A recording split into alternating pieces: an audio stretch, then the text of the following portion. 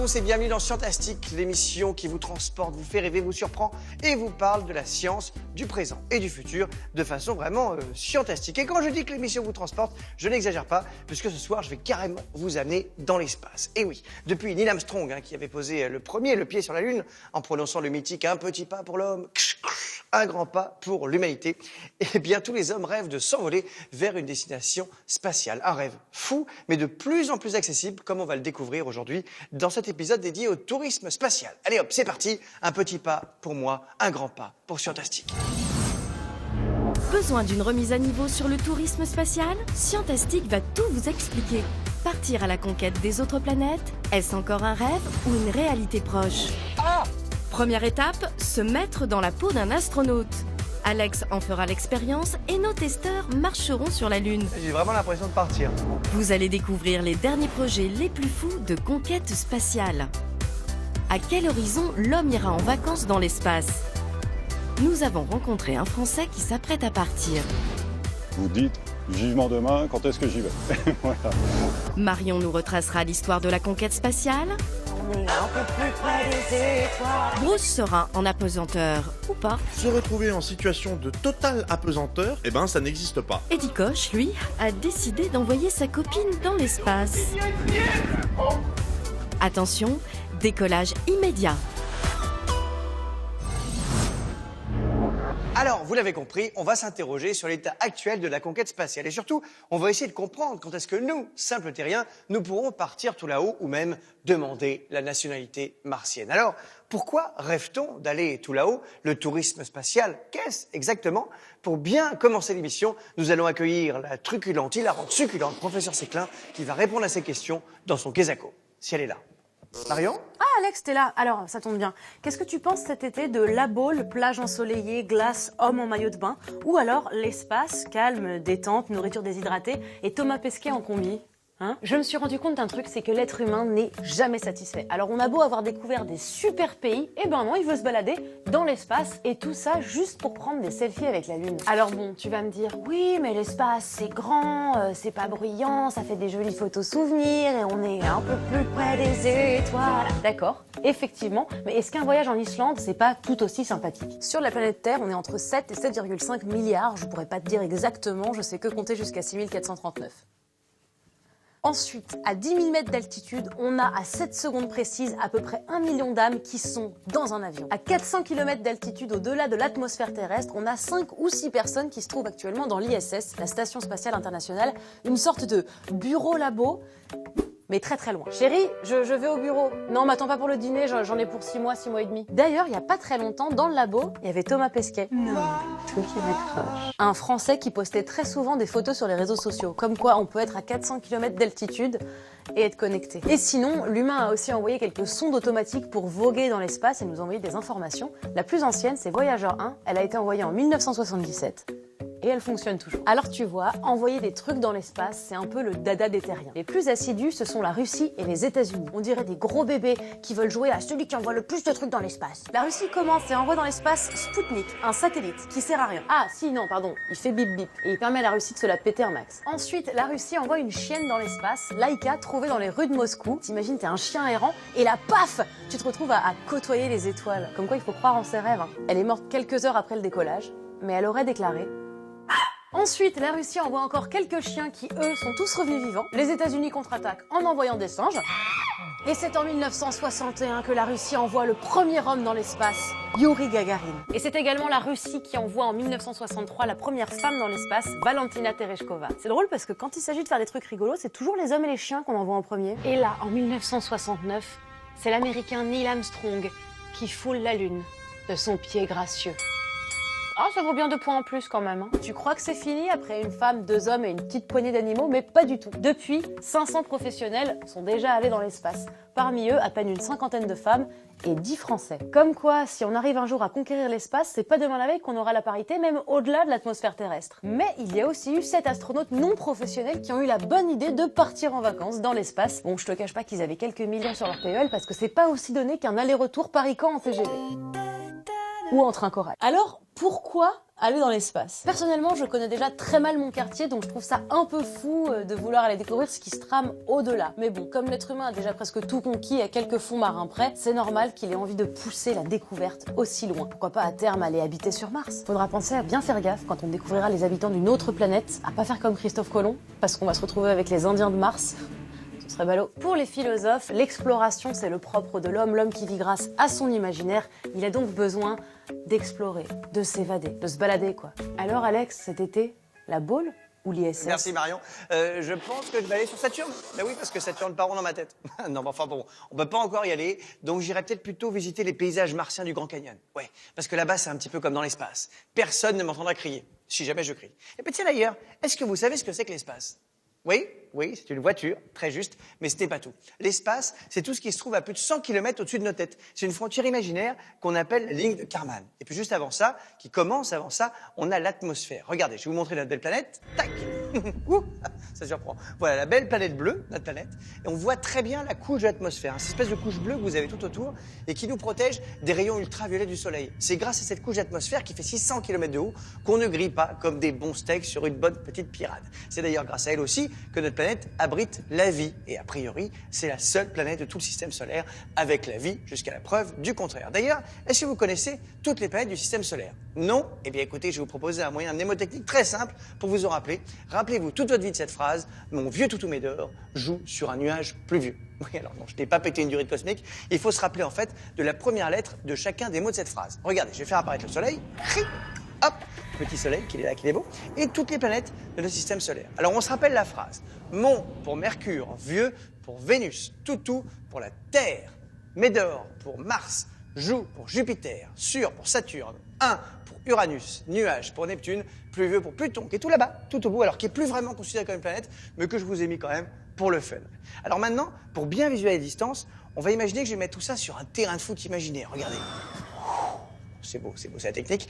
Évidemment, j'ai un petit peu triché sur l'échelle, alors pas sur la distance qui sépare chacune de ces planètes, ça c'est vraiment à l'échelle. En revanche, j'ai triché sur la taille. Ben oui, parce que si je mettais tout à l'échelle, le Soleil ici fera à peu près la taille d'un grain de raisin, et puis ensuite, Jupiter et Saturne feraient la taille simplement d'un tout petit pépin de grain de raisin, et la Terre ne serait pas plus grande que le plus petit des grains de sable, donc ce ne serait pas très visible. Et maintenant, on va imaginer qu'on va vouloir aller voir l'étoile la plus proche de nous qui ressemble à notre Soleil, qui s'appelle Proxima du Centaure. Et bien figurez-vous que cette étoile, elle serait à 2000 terrains de foot comme celui-ci. Je ne sais pas si vous vous rendez compte, 2000 fois toute la distance de notre système solaire pour arriver à Proxima du Centaure. Et puis c'est pas tout.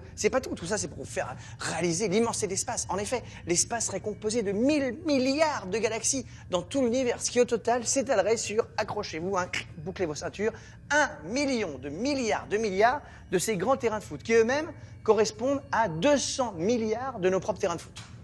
Ça risque quand même de faire de sacrés longs voyages tout ça. Alors comment envoie-t-on des satellites ou des hommes tout là-haut? Eh bien, soit grâce à des fusées, soit grâce à des navettes. Sauf que la NASA a cessé l'exploitation de la navette spatiale en 2011 et depuis, ce sont donc les fusées qui sont le seul moyen d'aller tout là-haut.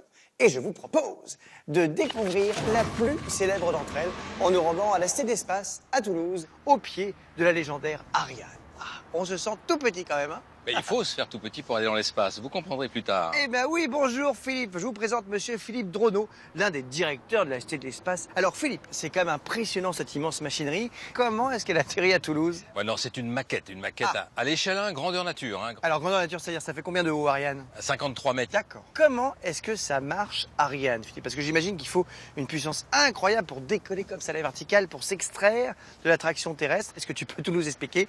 Attention, top chrono, fais simple s'il te plaît. Bah, en gros, c'est un réservoir de carburant. C'est presque que du carburant.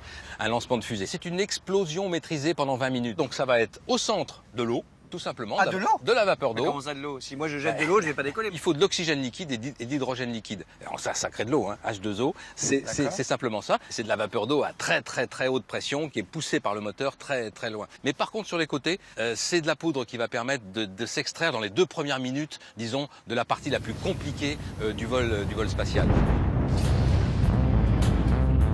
Allumage des UAV, décollage.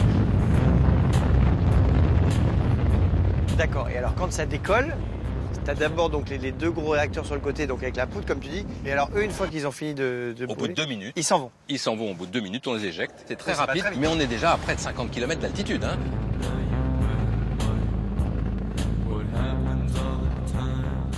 Et on est avec cette fameuse fusée à eau qui continue, elle, pendant une dizaine de minutes. Alors en fait, si je réfléchis bien à ce que tu me dis, dans cet énorme machin, parce que c'est quand même très très grand, en fait ça ne sert qu'à propulser le petit paquet cadeau qui est tout en haut. Donc en gros c'est quoi? Il y a un 35e de la fusée qui est vraiment utile quoi. Oui, absolument. Souvent ici pour Ariane, 2 satellites de quelques 10 tonnes ensemble qui vont aller en orbite géostationnaire sur les près de 800 tonnes de la fusée. Et donc si moi je vais aller dans l'espace, j'ai juste à me mettre au sommet de la fusée et c'est bon, je peux y aller? Ah non, parce que celle-ci n'a pas été faite pour emmener des hommes ou des vaisseaux spatiaux, elle a été faite pour les satellites. Il faut pour cela utiliser soit la Soyouz russe, soit une fusée chinoise. Les Chinois vont maintenant dans l'espace. Et moi je peux y aller bien sûr. Alors, oui, mais il faudrait quand même s'entraîner un tout petit peu. Bon, Fifi, mais attends, tu me connais pas bien, non? La jeunesse ne suffit pas, il faut faire toute une série de choses qui permettent de préparer ça. Bon, rien. Tu vas voir, je suis hyper serein. On y Ok. va. Dis-moi, c'est combien de temps la vraie durée d'entraînement d'un astronaute? Après plusieurs années, quand on est affecté à une mission, disons 2 ans.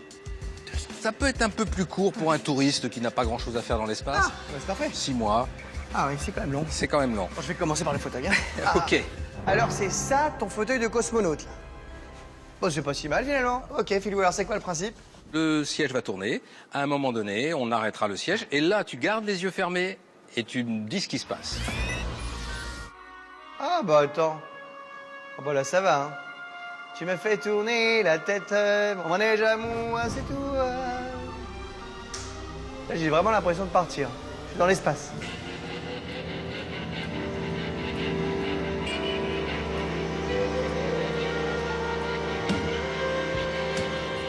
Je commence à avoir un peu la tête qui tourne. Ça donne un tout petit poil, envie de vomir, mais ça va. Bah là ça y est, c'est arrêté, non? Et qu'est-ce que tu ressens? Écoute, oulala. Oulala, je suis mieux avec la tête collée contre le fauteuil que si je décolle la tête. C'est normal ça? Oui, un peu, parce qu'en fait, ton oreille interne te fait des siennes. C'est pas très agréable ton truc. Non, c'est pas très agréable, sauf que les astronautes en font pendant 20 minutes, Tu fais 20 minutes de ça là? avec beaucoup de mouvements qui sont bien plus déstabilisants. Si tu voulais aller dans l'espace, il faudrait en faire des vingtaines de minutes pour pouvoir justement te préparer à résister à ces difficultés qu'on a dans l'espace lorsqu'on voit les choses normalement, mais que en fait l'oreille interne donne d'autres informations. Donc du coup, en gros, l'idée de ça, c'est de voir si tu es capable de garder tes repères malgré la perte de repères qu'on a une fois qu'on est en apesanteur dans tous les sens en fait. Oui, on essaie C'est ça d'habituer l'oreille interne et surtout le cerveau et puis l'individu à supporter un peu ces paradoxes, ces conflits entre le cerveau, les yeux et le système de l'oreille interne. Mais alors, moi je les supporte parfaitement, regarde, je suis complètement nickel. Je pourrais même danser une polka, faire oh là là, ça va bien. Ça va Oui, très bien. attention à la sortie. Non, mais ça va, je rigole, attends, regarde. Nickel, je suis cosmonaute ou pas encore? Presque. Presque, j'y suis presque. Il y a encore quelques petites choses à faire. Ah bah écoute, on va voir. On va revenir un peu après et je vais aller dans le Soyouz avec toi. Ok. Tu vas voir que je peux y aller. Ok. Merci Philippe. On y va. À tout à l'heure. Eh ben dis donc, que d'émotion. Ouh. Ça fait du bien quand même de retrouver son petit chez-soi absolument fantastique. Je reprendrai mon entraînement de cosmonaute ou d'astronaute, c'est la même chose, un petit peu plus tard. Alors c'est quand même très impressionnant toutes ces grosses fusées. Mais quelles sont les prochaines étapes de l'exploration de l'espace? Jusqu'où irons-nous? Et surtout, qu'est-ce qu'on va faire une fois qu'on sera tout là-haut? Eh bien, je vous propose de découvrir quelques éléments de réponse dans ce reportage où les idées géniales vont fuser. Okay, engine stop. We copy you down, Eagle. That's one small step for man, one giant leap for mankind. 21 juillet 1969, Neil Armstrong et Buzz Aldrin foulent le sol de la Lune. C'est la première étape majeure de l'exploration spatiale. Jusqu'en 1975, 10 autres astronautes y ont eux aussi laissé leurs traces. À côté de ces traces historiques, d'autres pourraient bientôt apparaître. Et pas seulement sur la Lune. Alors jusqu'où ira l'exploration du cosmos dans les prochaines décennies? Si personne n'est retourné sur la Lune depuis 1975, les agences spatiales projettent de l'explorer de nouveau à l'horizon 2030. Quand on parle de la Lune, on doit parler de 2 facettes. L'exploration scientifique et l'exploration humaine. L'exploration scientifique, la Lune, c'est l'archétype de planète sans atmosphère où on va retrouver enregistré toute l'histoire du système solaire. Et dans le même temps, c'est un extraordinaire marchepied, laboratoire d'exploration humaine. Good radar data. We're now in the approach phase. Et Everything pour aller looking plus good. loin dans l'exploration, l'Agence spatiale européenne, l'ESA, imagine établir une base permanente internationale sur la Lune. Tout d'abord assemblé par des robots, le village lunaire serait ensuite occupé par des humains pour des séjours de longue durée. Cette base, à 380 000 km de la Terre, constituerait un tremplin pour l'exploration du cosmos. La première étape serait un village robotique, donc on coordonne les missions robotiques, pour plus tard aboutir peut-être à un village avec des hommes et des femmes, un peu à l'image des bases au pôle Sud. C'est ça l'idée un petit peu. Donc ça veut dire toute une infrastructure, bâtir des modules habités sur la Lune. Peut-être que ce sont les robots qui assembleront la base d'abord, puis après on enverra les humains. Vénus, à sa surface, c'est 400 degrés, une pression atmosphérique 100 fois supérieure à celle de la Terre. C'est des conditions effroyables. Il y a eu quelques sondes soviétiques, elles ont survécu 1 heure, 1 heure et demie. Après, au-delà de Mars, c'est Jupiter, Saturne, Uranus, Neptune, c'est beaucoup trop loin. Ça, ce sont des projets de plusieurs siècles avant qu'on y arrive, à moins qu'on fasse une avancée extraordinaire non prévue dans la propulsion. Mais donc, c'est vraiment la Lune et Mars qui sont apportés pour les vols habités. On va bâtir des bases pour que des gens puissent vivre sur la Lune, ce qui peut être une répétition pour un scénario de mission martienne. L'autre grande étape de l'exploration spatiale, c'est Mars. Depuis 1964, 40 sondes ont été envoyées vers la planète rouge pour tenter de répondre à toute une série d'énigmes. Pourquoi l'atmosphère de Mars a disparu? L'eau a-t-elle coulé à sa surface? Pour les scientifiques, c'est vraiment l'exploration de ces grandes questions qui nous intéressent. On va sur Mars pour comprendre comment sur une planète naît la vie. C'est peut-être la plus belle des questions. Aller sur Mars, c'est aussi tenter de comprendre notre place dans le cosmos. Finalement, c'est vraiment de l'exploration. Et explorer fait partie de la nature humaine. Si les ingénieurs savent envoyer des sondes sur Mars, y envoyer des êtres humains comporte de nombreux obstacles. L'équipage devra endurer un voyage de 2 à 3 ans à travers l'espace. Savoir si un humain peut résister à un voyage de au minimum 2 ans vers la planète Mars, ça, personne n'a fait des voyages aussi longs en micropesanteur. On sait qu'il y a des effets physiologiques assez considérables. Ces effets considérables sont surtout mauvais pour la santé des astronautes. Leur squelette se fragilise, leur masse musculaire diminue, leur corps est exposé aux radiations spatiales et leur système cardiovasculaire et nerveux s'affaiblissent. Mais alors, comment relever ces défis? La solution se trouve en partie à 400 km au-dessus de nos têtes, dans la Station spatiale internationale, l'ISS.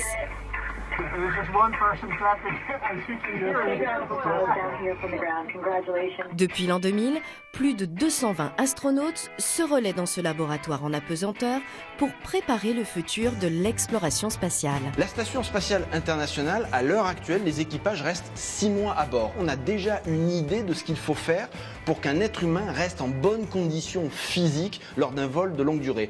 Il y a eu récemment un Russe et un Américain qui sont restés 1 an à bord de la Station spatiale internationale. Le but, c'est quoi? C'est voir ce que le corps humain subit pour mettre en œuvre des contre-mesures pour que les gens qui vont arriver sur Mars soient en bonne santé. Parce que s'ils sont fatigués, ils ne pourront pas mener à bien une mission martienne. Voyager vers Mars génère également toute une série de défis technologiques. Les ingénieurs vont devoir faire preuve d'imagination pour apporter des solutions à des problèmes qui semblent simples sur Terre, mais qui, une fois dans l'espace, prennent des proportions gigantesques. On ne pourra pas faire, par exemple, Houston, on a un problème comme on l'a vu pour Apollo 13. Les équipages devront être capables de réparer leur vaisseau. Il n'y a pas de demi-tour possible. Donc pendant 2-3 ans, le matériel doit être fiable. Pour parvenir à emmener des humains explorer loin de notre planète, la NASA imagine un nouveau lanceur ainsi qu'un nouveau vaisseau spatial. Le système que nous sommes en train de construire actuellement est composé d'une nouvelle fusée baptisée SLS. Elle permettra d'emporter la nouvelle capsule Orion, dans laquelle les astronautes prendront place. Avec cet ensemble, nous allons pouvoir voyager dans l'espace lointain et atteindre Mars. La fusée SLS, la plus puissante jamais construite, et sa capsule Orion permettraient d'aller encore plus loin dans l'espace.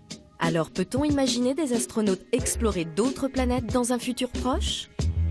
Vous êtes très loin du Soleil, il fait très froid, vous avez peu d'énergie, il faut très longtemps, on va parler en années, en dizaines d'années. Ça, c'est le monde des sondes interplanétaires. Si les humains ne peuvent pour l'instant aller au-delà de Mars, les missions robotisées continueront de voyager encore plus loin. L'agence spatiale américaine réfléchit à un projet d'exploration d'un océan extraterrestre. Alors, Europe est un satellite de Jupiter qui est très intéressant parce qu'il a une banquise de glace qui doit faire plusieurs kilomètres d'épaisseur. Dessous, un océan qui est probablement salé. Et donc s'il est salé, c'est qu'il est probablement en contact avec une croûte rocheuse. Donc c'est vraiment très intéressant de voir s'il n'y a pas un début de vie qui a pu commencer dans ce contexte. C'est vraiment ce qu'on imagine de plus favorable à l'apparition de la vie, alors qu'en fait, de l'extérieur, ce qu'on voit, c'est une banquise. Une autre mission interplanétaire, encore plus lointaine, fait rêver les spécialistes de l'exploration spatiale. Des ingénieurs de la NASA imaginent envoyer un sous-marin pour explorer un océan sur Titan, l'un des satellites de Saturne. Mais l'aventure spatiale s'étire désormais bien au-delà de Saturne. Pioneer 10 et les 2 sondes Voyager, envoyées il y a 40 ans, sont les seuls objets humains à être sortis de notre système solaire. Le contact avec ces sondes est maintenant perdu tant elles sont éloignées de notre monde. Mais grâce à toutes ces missions, les connaissances scientifiques à propos de la vie sur Terre et peut-être de la vie ailleurs devraient considérablement progresser. Waouh! Eh ben, ça fait rêver. D'ici quelques années, nous nous installerons sûrement sur des planètes ou des satellites. Remarquez, avec la gravité nettement moins élevée sur la Lune, par exemple, ça va pas forcément être facile de faire un tennis, hein? Mais bon, à l'avenir, tout le monde pourra peut-être y aller. Tout le monde, c'est-à-dire vous, moi, mais aussi Thibaut, 9 ans, et Arthur, 11 ans, 2 formidables garçons que j'ai rencontrés et qui vont participer à mon entraînement de cosmonaute en testant la marche lunaire. Regardez, nous sommes de retour à la C d'Espace dans leur simulateur de Lune. Attention, préparez-vous. D'ailleurs, tiens, je vais faire la marche lunaire de Michael Jackson. Vous êtes prêts? Attention. Salut les enfants, salut Arthur. Bonjour. Salut Thibaut, ça va bien? Je vois que vous êtes déjà complètement habillés. Moi, pas du tout. Attendez, je vais me changer. Il n'y a pas de cabine téléphonique sur la Lune? J'ai une idée. Et voilà. Merci, je suis pas mal comme ça. Bon alors, vous savez que normalement sur la Lune, on a un vrai costume, un scaphandre et tout ça. Là, on est un peu plus détente. Est-ce que vous savez qui est la première personne qui a marché sur la Lune? Neil Armstrong. Exactement, c'était Neil Armstrong, bravo, le 21 juillet 1969. Et depuis, au total, il y a une 12 personnes qui ont marché sur la Lune, que les Américains, dis donc. C'est pas juste. Aujourd'hui, nous, on est Français, on va marcher sur la Lune. Ça vous tente? Ouais. Bah moi aussi. Alors on y va, venez les enfants, venez avec moi. Ah, allez, on est parti. Arthur, ça va être à toi. T'es prêt? Ouais. Alors Gaël, explique-nous comment ça marche. Pourquoi est-ce qu'on a l'impression de marcher sur la Lune quand on utilise cette espèce d'énorme engin? Ces machines, en fait, vont permettre d'être jusqu'à 6 fois plus léger. Alors, c'est relié à un système d'élastique. La machine va être soulevée. Et du ça coup, va j'aurai l'impression être de plus peser léger. 6 fois moins. Voilà. Comme vous sur la allez voir, Lune. c'est pas facile pour marcher. D'accord. On envoie Arthur d'abord parce que moi je suis plus courageux mais pas tout. Allez Arthur, c'est parti, direction la Petit Lune. d'abord, les grands derrière. C'est bon Arthur, t'es prêt? Ouais. Attention. C'est parti mon grand, t'es sur la Lune.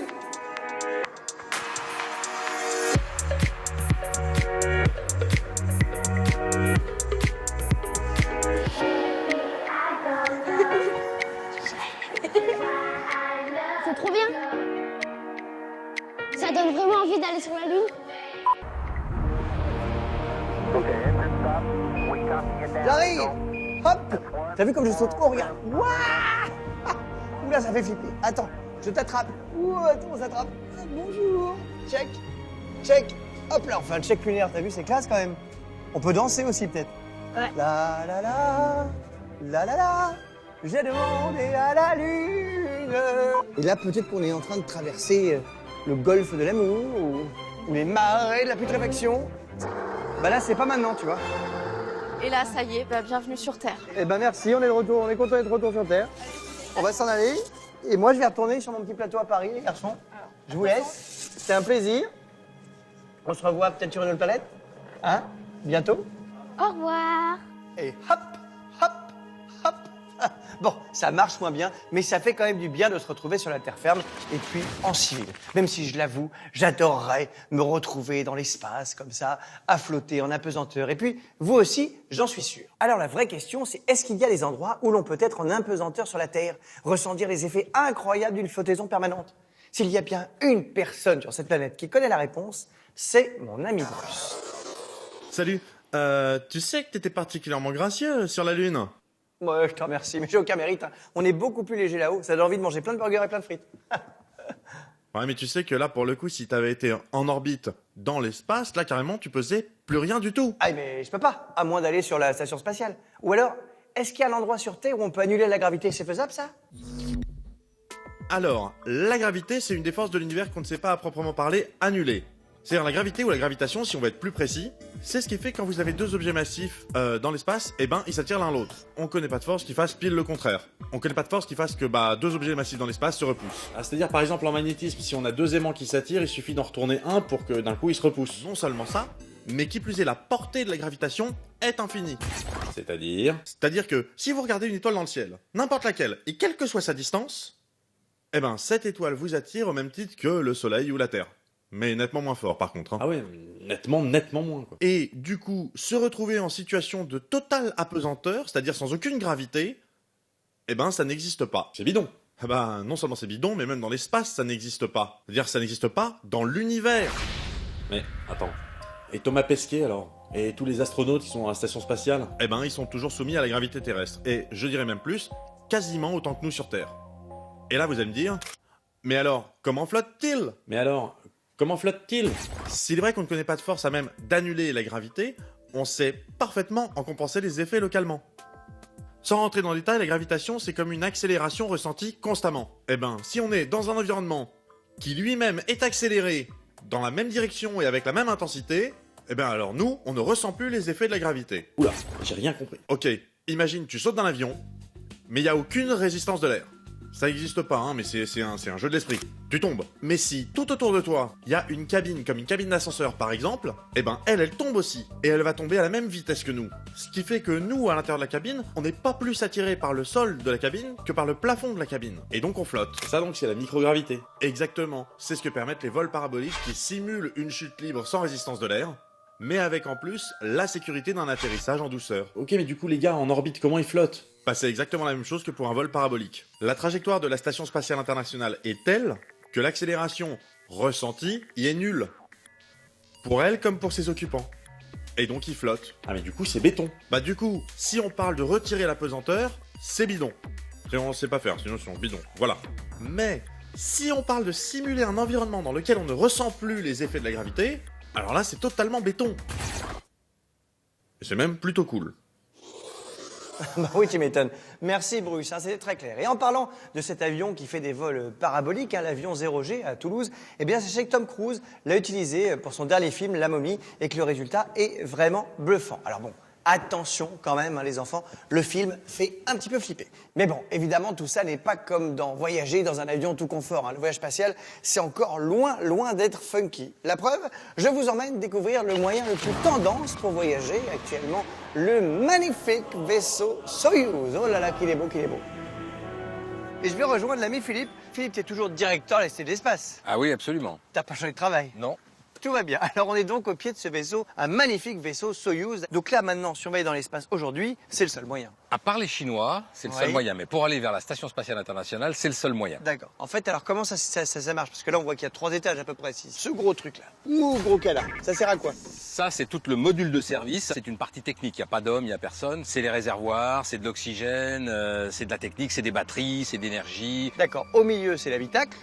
Le milieu, c'est l'habitacle. C'est celui qui va permettre d'être confortablement installé pour le décollage. Et puis aussi, surtout, c'est pour la protection du retour dans l'atmosphère. Et la partie qui est tout en haut, c'est ça qui se colle à la station? Oui, l'amarrage se fait à partir de la partie du haut. On passe au travers pour rentrer dans la station. Et les panneaux solaires? Les panneaux solaires permettent de produire de l'énergie électrique pour... C'est-à-dire qu'une fois que tu es là-haut, ça te permet de faire tourner la machine. Ça alimente les batteries qui alimentent l'ensemble des besoins électriques. Et moi, j'ai envie d'être le Français qui va y aller dans l'espace. Donc, il faudrait déjà que je vois si je tiens à l'intérieur. Ah oui, pour ça, il faut s'entraîner. Oui. Voilà. Bon, on va aller voir. Tu vas me faire visiter l'intérieur d'une capsule. Alors. Oui, absolument. C'est chouette. J'ai hâte. C'est une capsule effervescente ou c'est une capsule normale? Non, c'est une capsule spatiale. Alors, qu'est-ce que c'est donc? Alors, ça? eh bien, on va aller s'installer dans le Soyouz pour partir et il faut mettre un scaphandre Sokol. Alors, attends, ça se met comment ton truc?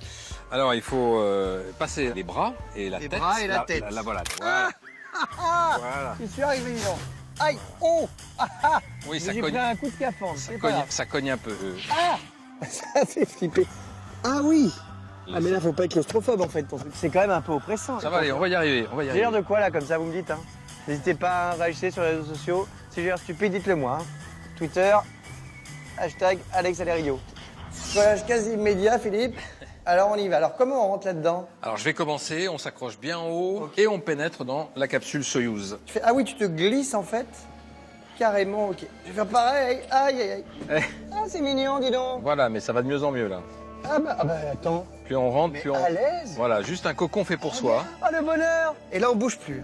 Ah bah là, on peut plus bouger, non. Et là, tu restes les jambes comme ça, recroquevillées? Oui, alors elles sont même accrochées au moment du lancement pour être bien sûr qu'elles vont pas aller vibrer n'importe où. Et à un moment donné, le compte à rebours commence et on est lancé dans l'espace. On décolle très très fort. On est donc écrasé dans son siège. On ressent cette accélération qui va faire qu'on va peser 3 fois le poids de son corps. Comme dans la voiture, quand tu accélères très fort la voiture, tu as tendance à partir en absolument, arrière. sauf que c'est une petite accélération et là c'est une très forte accélération. Parce qu'on va à combien de km/h quand on décolle? Alors on part à 0 et puis on va arriver à 28 000 km/h. C'est beaucoup.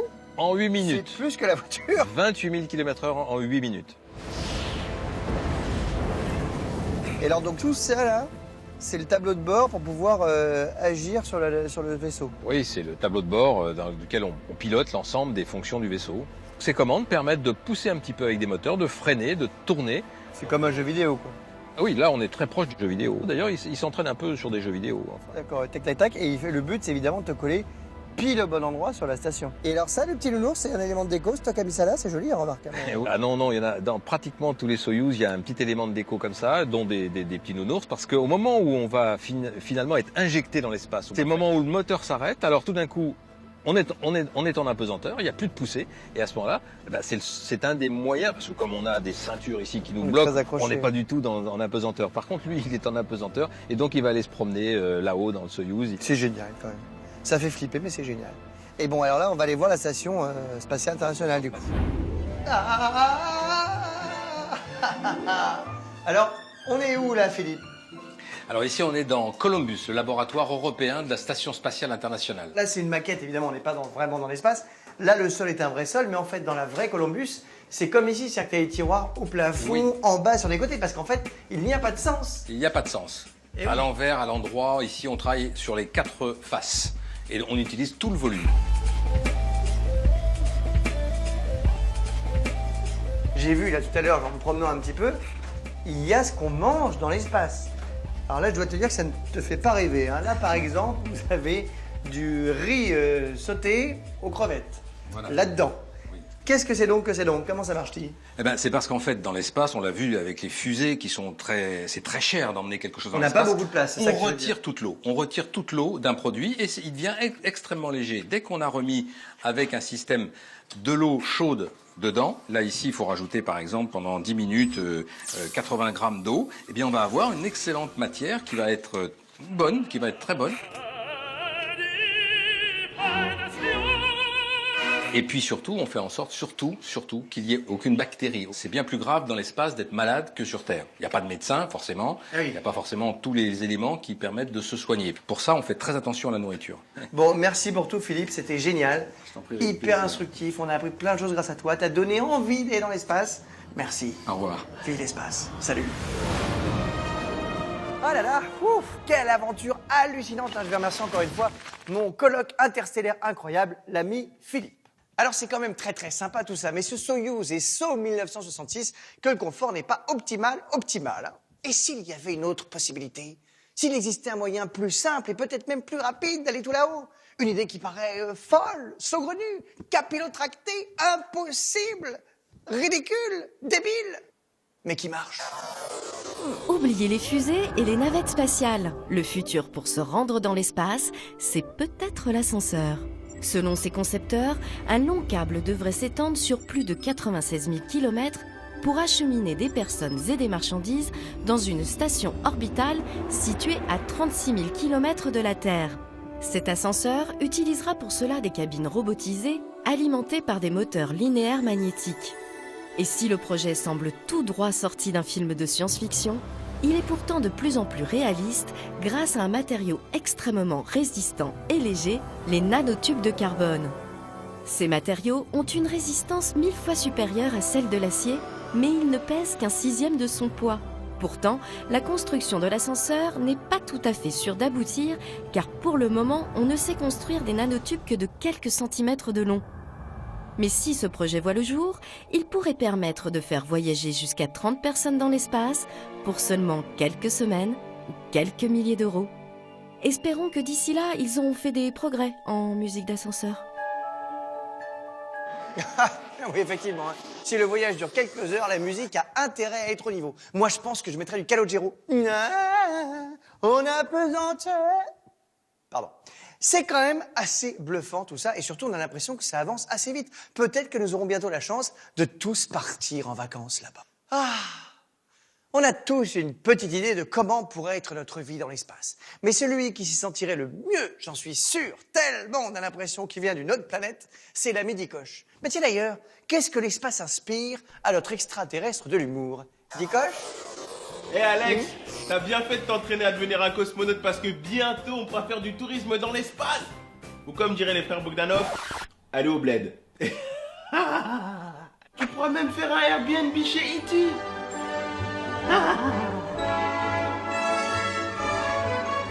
Vers l'infini et au-delà. Pourquoi quitter la Terre? Mais parce que Trump! Premier contact avec les aliens. Ce pourquoi Dieu nous a créés. Faire des selfies dans l'espace. Et pourquoi partir dans l'espace? Ah, je sais. Quand ta copine te demande Dika, j'ai besoin d'un peu plus d'espace. Si elle te dit ça, tu lui réserves un ticket direct pour l'espace côté Hublot, fait des couloirs. Mais combien ça coûte d'envoyer sa copine dans l'espace? Oui, bonjour, j'ai vu votre offre sur j'envoie ta meuf dans l'espace.com et j'aimerais savoir combien coûte un billet. Visiter le soleil, non, c'est encore chaud. Manger chez Darivador, complet. L'espace. Oui, voilà, ça fait 180 000. Francs CFA? Non, euros. Francs CFA? Non, euros. Non, euros, monsieur. 180 000 euros! Houston, ici la Terre, je n'ai plus l'air! Aller-retour? Oui, monsieur.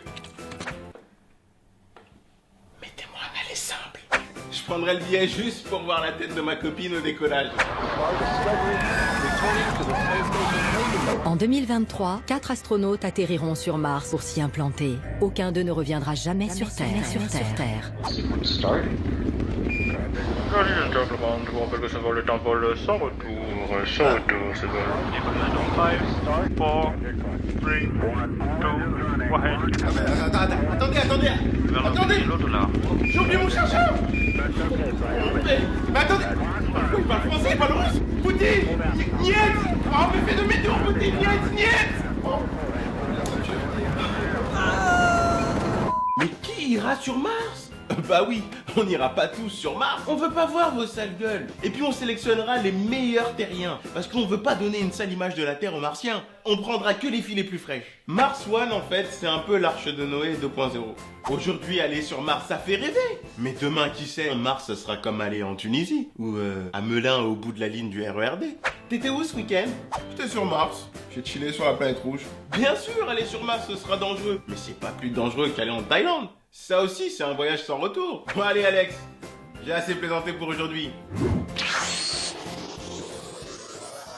Ah là là, je ne suis pas sûr que l'espace soit prêt à accueillir la Midi-Coche. Hein. Si les extraterrestres existent, ils vont avoir un choc. Allez, qui sait, peut-être que bientôt, il existera un moyen pour nous d'aller tout là-haut sans devenir des astronautes ou sans devoir manger des épinards bizarres sur la station spatiale. Un moyen qui nous permettrait de décoller tranquillement aux frontières de l'espace pour pouvoir regarder notre belle planète et dire « Oh, la belle bleue !» Est-ce que ça, ce serait possible? Qui n'a jamais rêvé d'être astronaute, de se sentir aussi léger que l'air en apesanteur, d'avoir une vue imprenable sur la planète bleue? Depuis une quinzaine d'années, des entreprises privées se sont lancées sur le marché du tourisme spatial dans l'espoir de faire vivre ce rêve au commun des mortels. Mais irons-nous vraiment un jour en vacances dans l'espace? Jean-François Clairvoy, astronaute français, est allé 3 fois dans l'espace. Président de Novespace, à Bordeaux, il propose au grand public des vols en apesanteur. Il comprend donc bien le fantasme que suscite son incroyable expérience. Beaucoup de gens sont passionnés par l'espace et rêvent d'être astronautes ou rêvent d'aller dans l'espace un jour parce qu'ils ont envie de vivre cette expérience extraterrestre au sens propre. C'est vivre une expérience unique dans une vie. C'est dans les années 90 que Jean-François Clairvoy a été sélectionné pour différentes missions spatiales. Au total, il a passé 4 semaines dans l'espace. Des semaines qu'il n'oubliera jamais. Mais 3 missions très différentes avec, je pense, comme fait le plus marquant pour moi, la vue de la Terre. Quand vous voyez la Terre défiler à 28 000 km/h, vous changez 2 saisons toutes les 45 minutes. L'hémisphère nord, tout est blanc, c'est l'hiver. Puis l'hémisphère sud, c'est l'été. Le soleil se lève et se couche toutes les 45 minutes. Le regard porte à 2500 km à la ronde. On tombe amoureux de la planète. Une expérience bientôt accessible à tous grâce à 2 entreprises, Virgin Galactic et Blue Origin. Elles travaillent à construire un engin capable d'atteindre les 100 km d'altitude et surtout de revenir en un seul morceau. Mais à chaque projet, son engin. Virgin Galactic, c'est un petit avion porté sous un avion porteur qui est équipé d'un moteur fusée. Donc il doit être transporté en altitude pour être largué et après allumer son moteur pour monter. Son concurrent, c'est Blue Origin, dirigé par Jeff Bezos, fondateur d'Amazon. Lui a choisi la fusée pour écrire son nom dans l'histoire de l'aérospatiale. Blue Origin, c'est comme une fusée classique, c'est-à-dire un cylindre vertical rempli de carburant et une capsule au sommet. Virgin Galactic a déjà vendu des billets, mais ils n'ont pas encore fini de qualifier leur avion. Et par contre, la société Blue Origin a déjà réussi 4 fois, sans personne à bord. Donc je pense que ce sont les premiers qui réussiront, peut-être avant fin 2017. Le rêve va vraiment devenir réalité. Et si l'espace attire les passionnés, il est un astre qui ne laisse personne indifférent, c'est la Lune. En février dernier, 2 personnes ont signé un contrat avec la société SpaceX pour un voyage en orbite autour de la Lune. C'est un remake d'Apollo 8, donc des astronautes qui depuis 42 ans, pour la première fois, vont revivre cette vue de la Terre toute petite comme une balle de golf tenue à bout de bras et surtout vont vivre un lever de Terre sur horizon lunaire. J'en rêve. Un rêve qui a un prix. Attention, il va falloir casser sa tirelire. Si vous voulez monter dans l'espace, mais en vous contentant d'y rester 4 à 5 minutes, c'est 200 000 €. Si vous voulez rester dans l'espace plusieurs jours à bord de la Station Spatiale Internationale, c'est plusieurs dizaines de millions d'euros. Et pour la Lune, je pense que c'est au-delà de 100 millions d'euros. Il faut donc être passionné et avoir un peu d'argent de côté. Mais qui sont ces futurs touristes de l'espace prêts à tout pour devenir astronautes? Frédéric Perrault, pharmacien, est l'un des 18 Français à avoir acheté son passeport pour l'espace. C'est un rêve d'enfant, enfin d'adolescent. De voir la Terre d'en haut, ça doit être vraiment génial. 30 ans qu'il en rêve. Alors pour patienter, il est allé voir la navette qui va l'emmener au 7e ciel. C'était une visite inoubliable. On était avec un des pilotes qui m'a fait faire du simulateur. Donc là, vous vous projetez, vous dites vivement demain, quand est-ce que j'y vais? Voilà. Ça, c'est la question que tout le monde se pose. Quand est-ce que les premiers touristes spatiaux vont décoller? Donc je suis le 600e spationaute, entre guillemets, et donc je partirai en 2019. Frédéric a pu acheter son billet grâce à Jean-Luc Vibaud, agent de tourisme spatial pour Virgin Galactic, propriété d'un autre milliardaire, Richard Branson. Jusqu'ici, 700 billets ont été vendus dans le monde. Il y aura 4-5 minutes en fait d'impesanteur et les gens vont découvrir donc la Terre vue d'à peu près 100 km d'altitude, donc avec un rayon qui va couvrir plus large que la France, hein, donc c'est quand même assez important. Et surtout voir la courbure de la Terre, voir notre habitat en fait, hein, à distance, que personne ne peut faire. Et puis voilà, on revient en vol plané et le vol dure à peu près 2 heures en tout. Mais pour tous ceux qui n'auront pas cette chance, il y a peut-être une solution. Le tourisme spatial, ça regroupe beaucoup plus de choses qu'on imagine. Ça démarre par la cité de l'espace, aller visiter, ou bien aller dans un planétarium et puis regarder ce que c'est que l'espace, faire de la voltige et s'initier en fait à l'espace, au ciel. Et puis ça se termine par ce type d'activité. Ce n'est donc pas demain que nous irons tous en vacances dans l'espace. Mais pour faire les mêmes selfies que Thomas Pesquet, il y a une solution beaucoup moins coûteuse, la stratosphère. Attention, ce n'est pas l'espace et ses 100 km d'altitude, mais on s'en approche. Et pour y aller, la société Worldview propose une véritable montgolfière spatiale. Ça consiste à mettre des personnes, des touristes, dans une nacelle, accrochée sous un énorme ballon stratosphérique gonflé à l'hélium, 100 mètres de diamètre, qui est capable de soulever par la poussée d'Archimède une nacelle avec quelques personnes dedans pendant plusieurs heures, à plus de 30 km d'altitude. Donc là, vous avez la vue des astronautes. Être stratonaute, c'est déjà pas mal. Pour quelques milliers d'euros, vous pourrez admirer la Terre comme vous ne l'avez jamais vue. Ah, c'est vrai qu'elle est bien belle, notre planète, et qu'on a encore beaucoup de choses à y découvrir avant de partir dans l'espace intersidéral. J'espère que cette émission vous aura donné envie de voyager. J'espère aussi qu'elle aura peut-être créé des vocations d'astronautes ou d'explorateurs chez les plus jeunes qui nous regardent. Merci d'avoir suivi ce numéro spécial spatial. On se retrouve très bientôt, même chaîne, même heure, même bonne heure. C'était Alex. Goodbye.